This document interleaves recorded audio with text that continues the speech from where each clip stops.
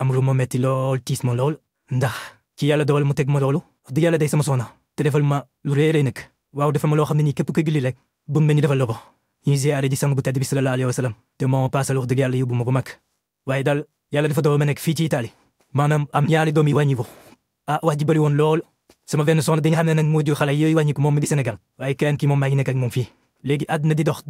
coow li bëri lool bu ñu demee noonu lu ne jiiñ leen ko sama soxna bi ma nekkal fii ma weddi ki nga xam ne moo paasal yóbbu ma mag waaye nag jamono di dox ba yàlla dogal mu bàyyi fi téléphone am moom soxna si ma nekkal fii am fu mu demoon bàyyi ko ci doomam ci suñu doom bi maanaam moom fii doom di jox ma téléphone bi ne ma naa amul ma ko ci la ma ko ci defal xam nga rek loolu la ñu wax ne maanaam seet bu baaxul ndax boo seetee rek da ngay gis boo ma tuut boo dégg danay dégg waaye musuma bëgg sax laa téléphone woo dëgg yàlla daana am ci moom soupçon rek ndax jëm naa ay enveloppe ba tey yoo xamante ne bii turam moo ci nekk yoo xamante ne bii moom bu ko dajee jàngalu ko teg ko fa mu koy teg bu ma ko xoolee sama tur ci nekk teg yi demee noonu ay suñu fa yooyu nekk ci waaye nag ma xalaat ne rek bu def may lay man li muy def mooy day def loo xamante ne bii day tax ma gën koo bëgg day def loo xam ne day tax ma gën a mën a nekk ak moom waaye nag def man li ma yàlla man waaye ba ma digloo wax dëgg yàlla téléphone boobu ay quelques audio yi moo doon yónnee dégg yónnee di àddina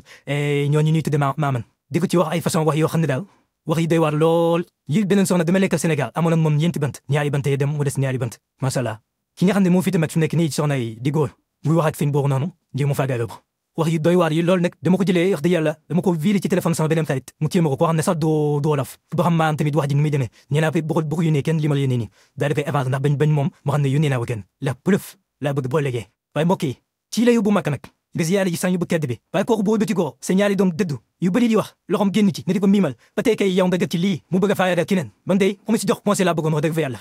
yitte woon naa ko lool foog naa toog xalaat ko daal jaaxal ma lool nu ma ko wax doomu aadama nag ndax it xam naa ne bëgg na ma fan tamit bañu ma ko te bëgguma ko yaa bëgg naa ko sàmm sutura salaamaaleykum dal leen a jàmm te dañoo ñëw pour ñu waxtaan si benn situation gu metti bu benn muudu di dund muudu bi dafa am cofeel lool si ñaareelam waaye ñaareel bi dafa am secret bu lëndëm bu muy lax loolu la waa ji découvrir en fouillant téléphone ñaareel bi dafa gis benn discussion entre ñaareel bi ak benn maamam mu koy jox ay instructions naan ko fexeel ba sama doomu wujju bi nga rey ko comme ni nga reyee ay yeneen ni doom li ngeen xamul mooy muudu bi dafa am ñaari doom yu wàññeeku ci lu yàggul dara te am na ay mbokkam yu ko avertir comme quoi